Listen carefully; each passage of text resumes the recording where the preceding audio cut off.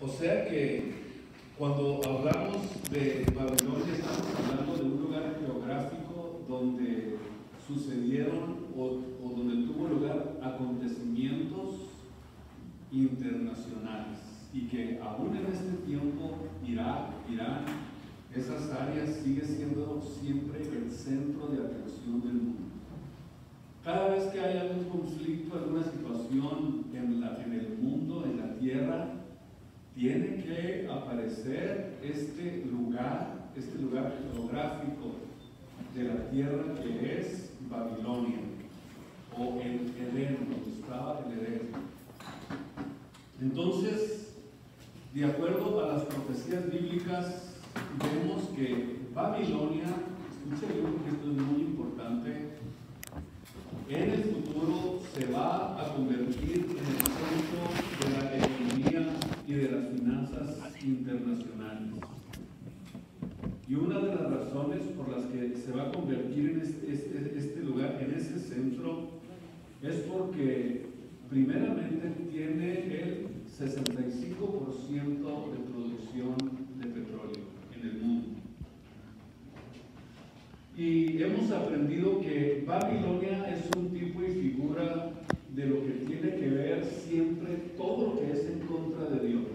De hecho, hay una institución que se identifica con Babilonia, una institución religiosa que hablamos ya de ella, que también se identifica con Babilonia. Y no solamente vemos que se va a convertir, en el centro de las finanzas y de la economía mundial, sino que también allí, en ese lugar, el anticristo va a tener sus oficinas y sus cuarteles generales en el área de Irak, en el país de Irak, en Babilonia. Vamos a mirar en el futuro, o no sé hasta dónde nos toque mirar, porque ya sabemos que a nosotros no nos va a alcanzar la ira que viene sobre esta tierra, pero vamos a mirar la reunificación del Imperio Romano. Esta es precisamente una de las claves para los tiempos finales, para los tiempos en que estamos viviendo. Es increíble que delante de nuestros ojos, nuestra generación, la generación que está aquí viviendo en este tiempo, va a ver o va a estar delante de sus ojos, va a estar contemplando el escenario final de los últimos tiempos, antes de que nuestro Señor Jesucristo regrese. No sabemos hasta dónde a nosotros nos va a alcanzar a mirar, o hasta dónde vamos a poder mirar este escenario de la recta final, pero a nuestras generaciones es muy probable que les alcance y les ayude a ver muchísimo, porque el regreso de Cristo es inminente. Antes de que nuestro Señor Jesucristo regrese, se va a ver todo este escenario. ¿Sabían ustedes, o no sé si sepan ustedes, que desde el año 1957, cuando se firmó el Tratado de Roma, las naciones europeas comenzaron a reunificarse? Y vemos que una por una están uniéndose y está existiendo un centro o una unión política, económica, y no sé si ustedes han oído hablar que se llama el Mercado Común Europeo. Digamos que está ya comenzando a reunificarse todo, a preparar absolutamente el camino para que salga este personaje y tome el control mundial, que es precisamente la meta y el fin de todo esto. Ahora se le conoce como la Unión Europea y es la más grande unión política y es la más grande unión que existe desde que existió el Imperio Romano. O sea que ustedes vayan dándose cuenta cómo todo está comenzando a unificarse para poder terminar con el final de que exista un solo gobierno. Ninguna de estas naciones, después de que se han metido a esa Unión Europea o que han formado esta Unión Europea o que tienen parte de esta unión económica tan poderosa, puede retirarse. Ya no puede salirse cuando entra a este rubro. Y es muy fácil nosotros poder ver de qué manera todo esto está preparando el camino, o sea, pavimentando el camino, preparando las cosas para que el anticristo, para que el futuro dictador mundial tome el control del mundo. Por eso ellos están buscando que aquellos países que no se quieren unir los presionan.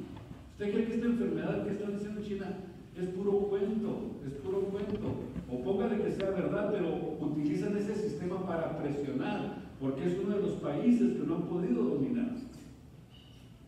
¿Mueren más personas? Escúchenme bien lo que le voy a decir. Mueren muchísimas más personas por la violencia y por las drogas que lo que está pasando. Si se hiciera un recuento de las personas que mueren por la violencia y por las drogas, nos caeríamos para atrás. ¿Qué coronavirus ni qué nada?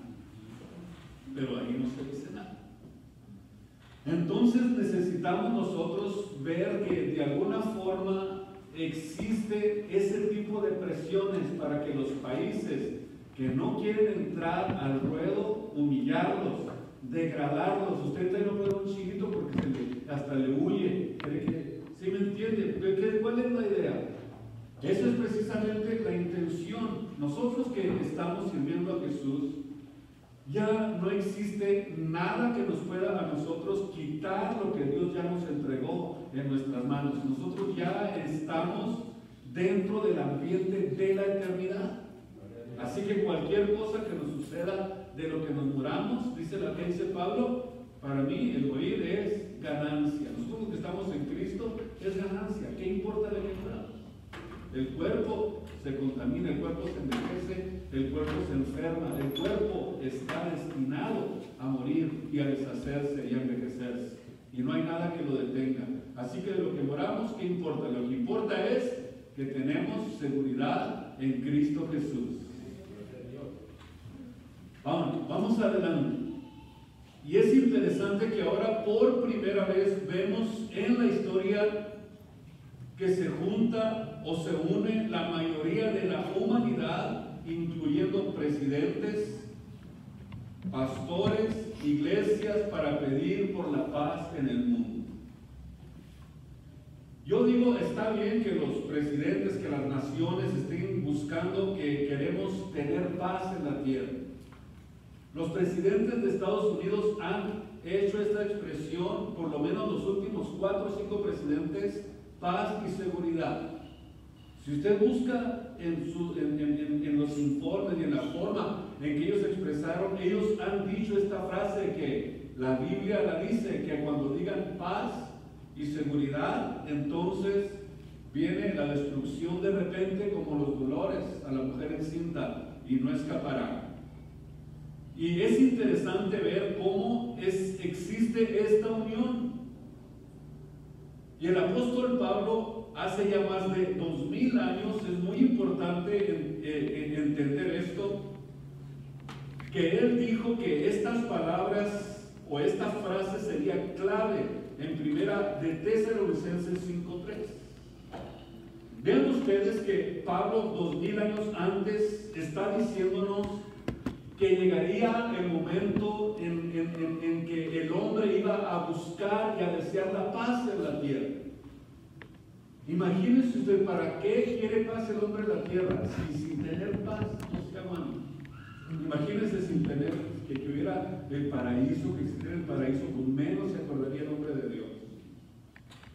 Entonces, estas palabras 2000 años antes el apóstol Pablo las dijo. Y profetizó que llegaría el momento en que la humanidad se uniría para demandar paz. Y está bien que los presidentes y todas las naciones digan eso, pero que los pastores estén uniéndose y orando para pedir paz, ¿qué no conocen la Biblia? ¿Dónde dijo Cristo que iba a traer paz a la tierra? Él dijo lo contrario. Cristo dijo, yo no he venido a traer paz, pero sí traigo una paz individual, una paz personal. Mi paz os dejo, mi paz os doy, no como el mundo está queriendo que exista, porque la paz que el mundo quiere es una paz destructiva para el mundo. Pero sin embargo, nosotros los que estamos en Cristo hemos experimentado esa paz. Estamos disfrutando de la paz de Dios, porque la paz de Dios es la que nos da esa capacidad y ese entendimiento para saber en dónde están nuestros sueños, dónde está nuestro blanco, dónde está nuestra vista, hacia dónde nos dirigimos. Nosotros estamos súper conscientes de lo que esperamos. Y nosotros no queremos nada aquí en la tierra. Nada. Yo prefiero todo en el reino de los cielos. Aunque tenga que a veces sacrificar las cosas de la tierra, pero las cosas eternas, las cosas reales y verdaderas son la que nos espera a cada uno de nosotros, que estamos esperando con mucha paciencia la venida de Jesucristo. Entonces vemos que demandarían paz en esta tierra. Y cuando hay gente cristiana que se une para pedir paz, entonces quiere decir que no conocen las profecías. Están ignorando la Biblia. Por eso es que es muy importante que nosotros no ignoremos la Biblia. Jesús dijo que los tiempos irían como de mal en peor. Pero eso no quiere decir que la iglesia de Cristo no tiene la paz de Dios. Entonces vemos que cuando no se conocen las profecías, hacemos cosas contrarias a lo que la Biblia nos enseña, contrarias a las cosas que Dios nos dice a cada uno de nosotros. Y vemos que como que si Dios se enojara por eso, fíjense bien, por esa ignorancia de estar queriendo paz en la tierra, dice que cuando lo pidan, cuando estén pidiendo eso, viene destrucción de repente. O sea, como que si Dios dijera, pues ¿qué no entienden las profecías bíblicas? ¿Qué no entienden que cuando digan paz y seguridad, cuando deseen la paz, cuando demanden paz y seguridad en la tierra, entonces viene la destrucción de repente? ¿Y por qué razón sucede esto? Porque la humanidad no conoce el diagnóstico de Dios acerca de la naturaleza humana. Y que es una naturaleza caída, pecaminosa, es una naturaleza contraria a los planes de Dios. Por esa razón es que están queriendo paz, porque no han entendido, no han conocido, no se han dado cuenta que Dios ya diagnosticó que la humanidad es una humanidad enferma. En Santiago capítulo 4, versículo 1 en adelante, vean ustedes algo muy importante para poder entender el diagnóstico de Dios acerca de la humanidad. Y dice Santiago, ¿de dónde vienen las guerras? O sea, si tú estás pidiendo paz en la tierra, ¿de dónde vienen las guerras? ¿De dónde vienen los pleitos entre vosotros? ¿No son por nuestras concupiscencias, las cuales combaten en vuestros miembros? Entonces quiere decir que para que haya paz en la tierra, pues no tuviera que haber pecado. ¿Y cómo va a suceder eso? ¿Podrá pasar eso? Imposible. Versículo 2, codiciáis y no tenéis, matáis, fíjese bien, y ardéis de envidia y no podéis alcanzar, combatís, guerreáis y no tenéis lo que deseáis porque no pedís. Vemos entonces que cuando se conoce el diagnóstico de la humanidad, vemos entonces que es imposible que haya paz en la tierra. O sea, ¿de dónde viene todo esto? De las maldades sin control, de la codicia, de la envidia, del querer ser el Señor, del querer de querer ser el que quiere que gobierne a los demás, del que quiere tomar el control, del que quiere intimidar, del que quiere las cosas que pertenecen a este mundo. De ahí viene todo esto que está pasando. ¿Y por qué viene todo esto? Porque el pecado que está en la naturaleza humana, así es. De ahí vienen los pleitos, las guerras y todo lo que usted ve en el mundo. Ahora, ¿quién no se da cuenta que uno de los anhelos más grandes del mundo es la paz? Pero como el mundo no sabe que esa paz es una mentira, es una falacia, es una ilusión, porque mientras reine el pecado en el hombre, va a seguir habiendo guerras. No hay paz para los malos, dice la Biblia. El mundo tiene que ir de mal en peor. Así está profetizado en la Biblia, en la palabra de Dios. Muy bien.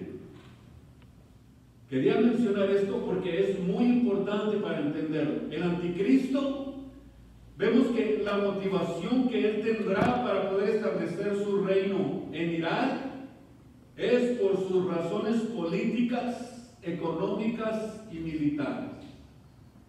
Para poder llegar a ser un dictador, tienes que convertirte en una persona que va a llegar a ese poder sin importar quién se te atraviese.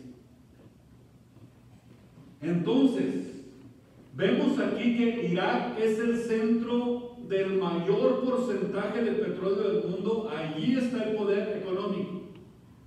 Y también vemos que el anticristo tendrá razones teológicas, porque así como Dios dijo, óiganme bien, en Primera de Reyes 11, versículo 36, quiero que me sigan con mucho cuidado porque esto es muy importante.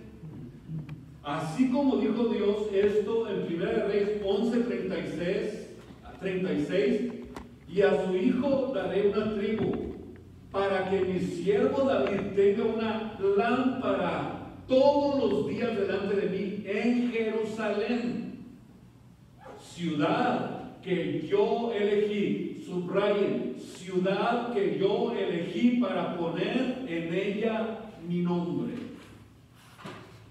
Entonces decía, y lo vuelvo a repetir, que el anticristo también tendrá razones teológicas para buscar una ciudad donde él pueda reinar y gobernar. Así como lo hizo Dios, ahí pondré mi nombre. Esto dijo precisamente acerca de Jerusalén.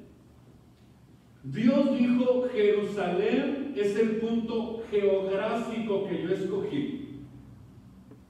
Escuche esto, para que mi nombre esté sobre ella. Y cuando Dios hace esto, nuestro adversario, Satanás, el adversario, también tiene su ciudad donde su nombre, donde quiere que su nombre esté ahí. Y vemos, escúchenme muy bien porque ya hablamos de esto, vemos que desde el inicio de la civilización ha estado un lugar donde él se ha levantado contra Dios. ¿Cómo se llama ese lugar donde él se ha levantado contra Dios y querer poner ahí su nombre? Babilonia. ¿Saben lo que significa Babilonia? Puerta de los dioses. Y de la palabra Babel viene precisamente la palabra Babilonia, y Babel significa confusión. Vean ustedes si no reúne las características teológicas para pensar que él quiere también establecer su reino en esa ciudad. En esa ciudad donde precisamente fue el lugar donde se hizo la primera rebelión en masa en contra de Dios, en Babilonia. Por eso es que vino la confusión y se encuentra exactamente a 30 kilómetros de Bagdad, y ahora tiene el nombre de Hillah, H-I-L-L-A-H, y es muy razonable que Satanás haga lo mismo que Dios hizo con Jerusalén que Él quiera hacerlo con Babilonia. ¿Saben por qué? Porque Satanás siempre quiere ponerse al nivel de Dios. ¿Por qué cree que está aquí en la tierra? Porque quiso enaltecerse, subirse al nivel de Dios. Y también hizo lo mismo en Babel, utilizando a Nimrod, el rebelde, para querer levantar una torre y llegar al cielo y ponerse al nivel de Dios.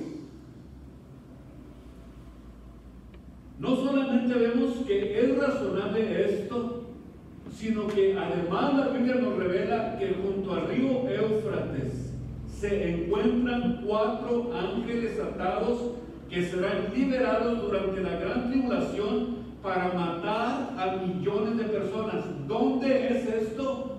En Babilonia, junto al río Éufrates, que están atados, dice la Biblia, y serán liberados. Imagínense usted. Y es porque esa zona de Irak es uno de los lugares geográficos con la más grande y fuerte concentración de poder demoníaco del planeta. Son lugares en los que nunca están en paz. Nunca.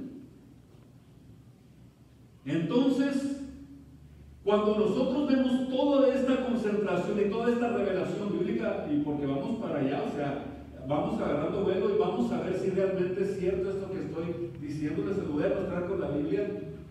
Y vemos que la palabra Babilonia nos evoca inmediatamente. Cuando se escucha la palabra Babilonia, ¿en qué pensamos? Cuando usted piensa en la palabra Babilonia, inmediatamente comienza a nuestra mente a haber la noción de confusión, de intriga, de misterio, de brujería, de astrología, de ocultismo, de idolatría, de placer, de codicia. Eso es lo que inmediatamente comienza a pasar por nuestra mente, y las nociones de nuestra mente se llenan de todo eso cuando pensamos en la palabra Babilonia. Por eso todo lo que viene de Babilonia está plagado de inmundicia y todo lo que tiene que ver contra Dios. Todo, absolutamente todo, cualquier celebración que tenga que ver con esto es porque viene del ocultismo, viene precisamente de la ideología de la rebelión que se hizo en contra de Dios y que ha traído tanta confusión sobre toda la tierra. Pero existe la luz, existe el poder, existe la Biblia, existe la palabra de Dios, que es la única que nos puede sacar de la confusión, de lo que tenga que ver con la que contra Dios. Gracias a Dios por la Biblia, gracias a Dios por la palabra de Dios. ¿Cuántos dicen amén a eso? Amén. Gracias por la Biblia, Señor. Es la única luz en este mundo. En el diccionario, la Biblia, Babilonia, cuando usted busca el significado de Babilonia, dice ciudad dedicada al materialismo y a la búsqueda del placer sensual. Fíjese bien lo que significa la palabra Babilonia. Y vemos cómo hubo hombres en el pasado que quisieron conquistarla. No es nada extraño lo que nosotros estamos tratando de comprender a la luz de la Biblia. Napoleón, por ejemplo, él deseó, óiganme bien, anheló siempre, o sea, siempre fue su deseo, su sueño de reconstruir Babilonia y llamarla la Nueva Babilonia. Y no solamente Napoleón, 2 o 3 personajes más también tuvieron este deseo. Deseo que el anticristo va a realizar. Ahora sí, vamos a ver ahora al anticristo en Babilonia. ¿Están listos? La Biblia nos conecta exacta y explícitamente, sin dejar ninguna duda, acerca de este personaje que será el último dictador mundial en Irak. De acuerdo a la Biblia, la ciudad de Satanás va a resurgir. Y desde ahí el anticristo va a gobernar al mundo entero. Vemos entonces que este personaje está conectado con la tierra de los caldeos. Vamos al libro de Isaías capítulo 10, versículo 5. Y quiero preguntarles, antes de comenzar a leer, cuando ustedes escuchan la palabra Asur, ¿con quién ustedes identifican? ¿Con quién? El anticristo. Cuando escuchan la palabra Asur, oh Asur, vara y bastón de mi furor. Al decir Asur, quiere decir que existe una conexión, o se está refiriendo al anticristo. Ahora, ¿qué significa Asur? Esto es muy interesante poder entender. Asur significa el mayor dios de Asiria. Escúchenlo bien, si ustedes pueden buscar el significado, sé que lo pueden encontrar. El mayor dios de Asiria. Y vemos que también es dios de los asirios. Y también se utiliza para identificar al anticristo. Y que también se representaba como un árbol. O sea, ahora, si nosotros lo vemos de acuerdo a lo que es ese significado, entonces podemos decir, oh Dios de los asirios, o Asiria, vara y bastón de mi furor. Siria e Irak en los antiguos imperios formaban lo que se conoce actualmente como el imperio babilónico.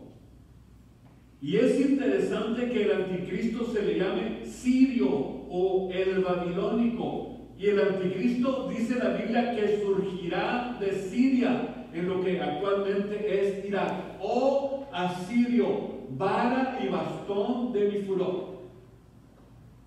¿Alguien encontró el significado o estoy equivocado? Aquí es donde tienen que tener la luz y el conocimiento para entender esto que es muy importante. Versículo 13 y 14. Porque dijo, con la fortaleza de mi mano he hecho esto. Escuche usted. Y con mi sabiduría, porque he sido prudente, y quité los términos de los pueblos, y saqué sus tesoros, y derribé como valientes los que estaban sentados.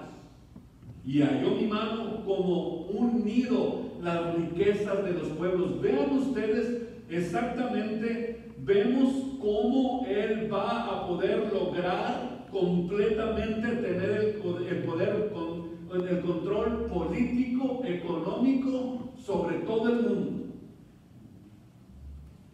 Y halló mi mano como nido la riqueza de los pueblos, y como se escogen los huevos dejados, así me apoderé yo de toda la tierra, y no hubo quien moviese ala o abriese boca y dijera nada.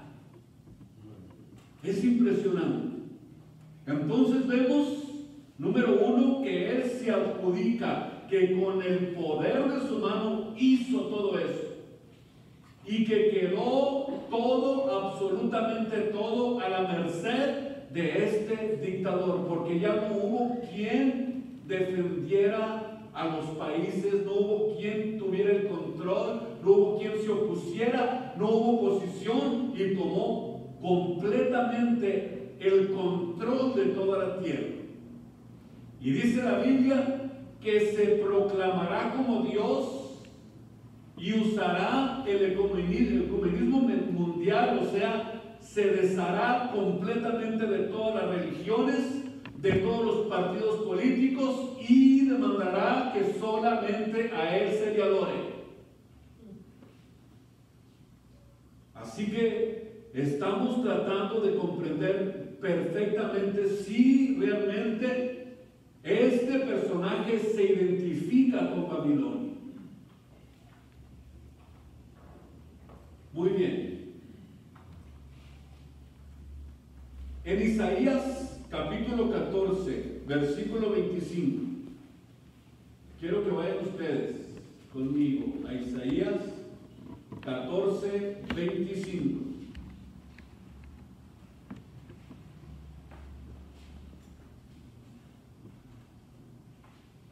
Que quebrantaré al asirio en mi tierra. ¿De quién está hablando aquí la Biblia? Está hablando de la derrota del anticristo. Síganme con mucho cuidado. Que quebrantaré al asirio en mi tierra, y en mis montes lo hollaré, y su yugo será apartado de ellos, y su carga será quitada de su hombro. Y vamos al versículo 30 y versículo 31. Y los primogénitos de los pobres serán apacentados, y los menesterosos se acostarán seguramente, mas yo haré morir de hambre tu raíz y mataré tus reliquias. Aúlla, oh puerta, clama, oh ciudad, y suelta. Óigame bien, aquí estamos precisamente tratando de comprender algo muy importante.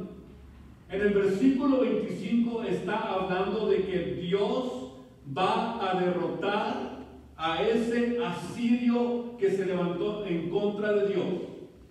En Isaías capítulo 30 y versículo 31, porque el Asur que hirió con palo, con la voz de Jehová será quebrantado. El Asur que hirió con palo, con la voz de Jehová será quebrantado. Aquí vemos que en la versión del 60 dice la palabra topet. No sé si ustedes la encontraron en la versión del 60. Topet significa del hebreo lago de fuego. ¿Su versión la tiene, la del 60? Aquí vemos claramente, ¿sí la tiene o no? Sí. T-O-P-H-E-T-H significa que Dios, cuando venga, quebrantará a Asur, que hirió con palo a toda, o sea, pudiéramos decir, con la voz de Jehová será quebrantado. Este topet significa del hebreo lago de fuego o infierno. Es un lugar cerca de Jerusalén, cerca de Amón, donde sacrificaron a muchos niños al dios Moloch y Baal, y ese lugar fue nombrado como el lugar del infierno, como lugar de infierno, como el lago de fuego. Y entonces vemos aquí que este rey es el rey de Asiria.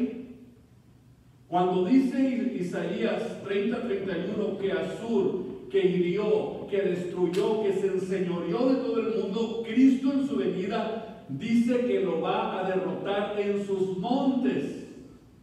Vemos entonces aquí que este rey es el rey de Asiria y que va a ser destruido en los montes de Israel y será echado, dice la Biblia, al lago de fuego.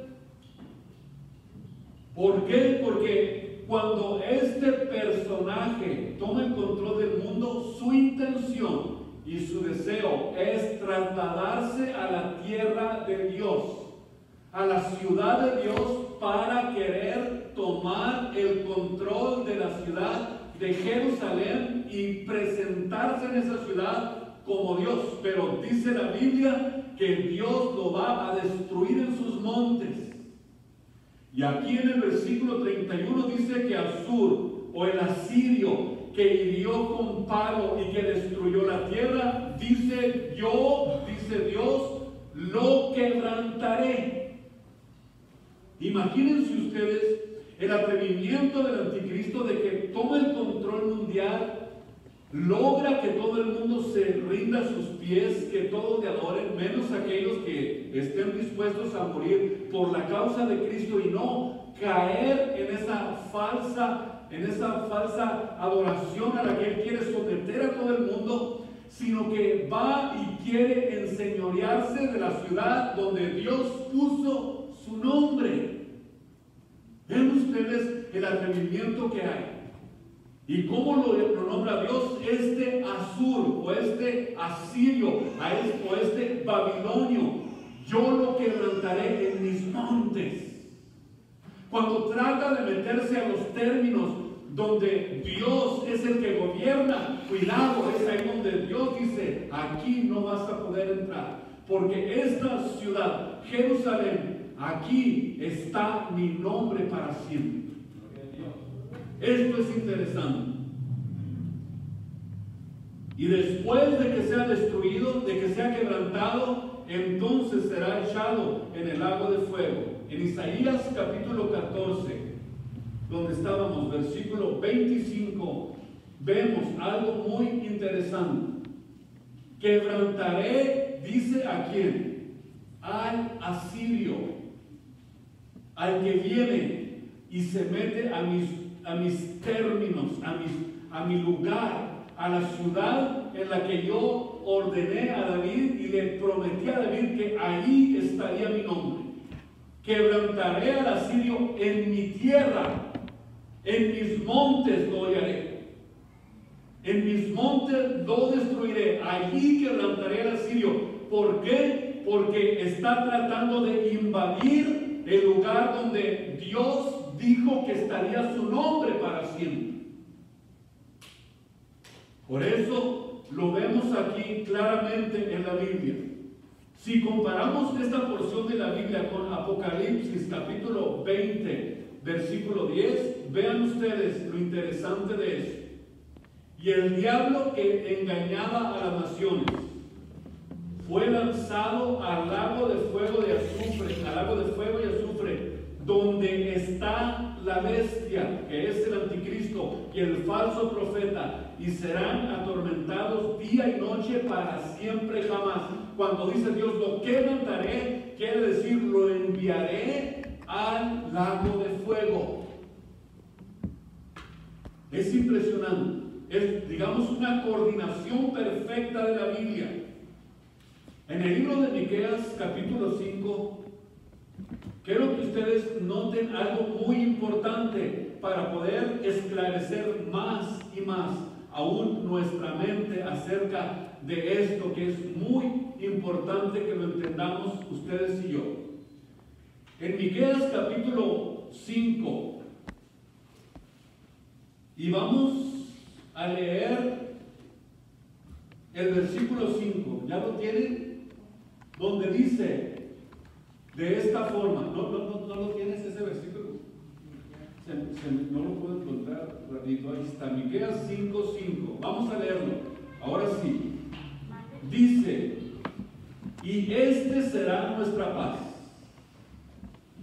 Vean ustedes, y este será nuestra paz cuando Asur viniere a nuestra tierra, y cuando pisare nuestros palacios, entonces levantaremos contra él 7 pastores y 8 hombres principales, y comerán la tierra de Asur a cuchillo, y la tierra de Nimrod con espadas, y nos librará, escuche usted, nos librará del asirio cuando viniere contra nuestra tierra.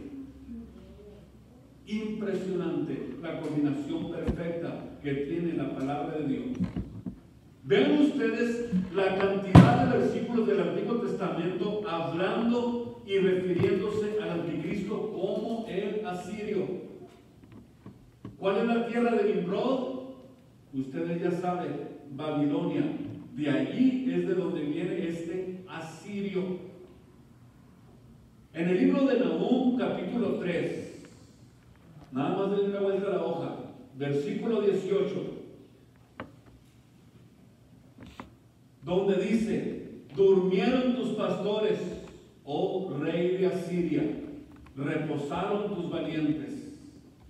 Tu pueblo que derramó por los montes, y no hay quien lo junte. No hay cura para tu quebradura, tu herida se encrudeció.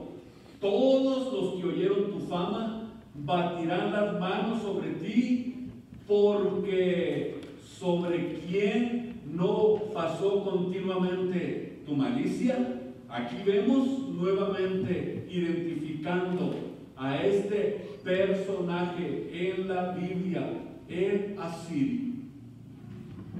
Nuevamente podemos entonces ahora regresar al libro de Isaías capítulo 14. Vean ustedes que estamos tratando de identificar cómo es que el anticristo podemos verlo en Babilonia y reinando, buscando el control absoluto y mundial de toda la tierra. En esta porción de Isaías 14, versículo 3, vemos algo muy interesante acerca de lo que va a suceder con él. Dice la Biblia: y será que el día que Jehová te diere reposo de tu trabajo y de tu temor y de la dura servidumbre en que te hicieren servir. Vean ustedes esto, que es interesante, que levantarás esta parábola sobre el rey de Babilonia y dirás: ¿cómo paró el extractor? ¿Cómo cesó la ciudad codiciosa de oro? La ciudad donde él se va a sentar. Quebrantó Jehová el bastón de los impíos y el cetro de los señores. Al que con ira hería a los pueblos, al que con ira hería a los pueblos de llaga permanente, el cual se enseñoreaba de las gentes con furor y los perseguía con crueldad. Vemos entonces aquí que se enseñoreó de las naciones y que con su ira nuevamente pudo tomar el control de la tierra. Pero dice en el versículo 7: descansó, sosegó la tierra, sosegó toda la tierra, contaron su alabanza. Cuando vemos otra vez que este personaje, cuando sea destruido, entonces llega otra vez el reposo sobre la tierra. Sin embargo, vemos que en el versículo 9 y en el versículo 10 existe algo muy importante acerca de este personaje. El infierno abajo se espantó de ti. Hablando del rey de Babilonia, del asirio. Te despertó muertos que en tu vida saliesen a recibir. Hizo levantar sus sillas a todos los príncipes de la tierra, a todos los reyes de las naciones. O sea, existe una gran expectativa cuando llegue a ese lugar de tormento. ¿Y qué o quiénes serán esos personajes que van a estar a la expectativa para saber quién es ese personaje? Los reyes de las naciones, los corruptos, los Fidel Castro, los Nerones, los que hicieron maldad, los que trataron de apoderarse del mundo de la misma forma en que él lo hizo Hitler, o cuántos dictadores que se han querido levantar sobre la tierra van a estar a la expectativa de este personaje. Vean ustedes por qué. Versículo 10. Todos ellos darán voces, estos príncipes y reyes que tuvieron la misma intención, que tuvieron la misma ideología y que pensaban que eran dioses y se creían dueños de la gente y del mundo. Todos ellos darán voces y le dirán: ¿tú también enfermaste como nosotros? ¿Y fuiste también igual que nosotros? Imagínense a Hitler diciéndole, ¿tú también quisiste enseñorearte del mundo como yo? ¿No es eso lo que está diciendo la Biblia? ¿No está diciendo que esos que quisieron enseñorearse de la tierra también te enfermaste del poder y de la política como nosotros? Pensábamos que nos íbamos a salir con la mía. Pensaba que si me robaba todas las riquezas del pueblo, iba yo a salirme con la mía. Pero mira, aquí estamos en este lugar, nos enfermamos igual que tú de poder, de querer tenerlo todo, de querer apoderarte del mundo, de las conciencias, de querer apoderarte de las gentes y de todas las riquezas. ¿Estabas tan lleno de codicia como nosotros? Es impresionante, dice la Biblia, que cuando esto sucede. Y luego dice el versículo 11, descendió al sepulcro tu soberbia y el sonido de tus vihuelas, gusanos serán tu cama y gusanos te cubrirán. Ese es el lugar del asirio, del que viene a hacer daño en el tiempo de la gran tribulación, en el tiempo en que la iglesia de Cristo ya no va a estar aquí. Y vean ustedes que al llamar la atención y querer saber quién es el personaje y al enterarse de quién eran, van a decir, era igual que nosotros. Pero la próxima semana seguimos adelante con esta presentación. Ahí donde están, inclinen su rostro. Padre Celestial, pon tu mano, Señor, sobre nuestras vidas.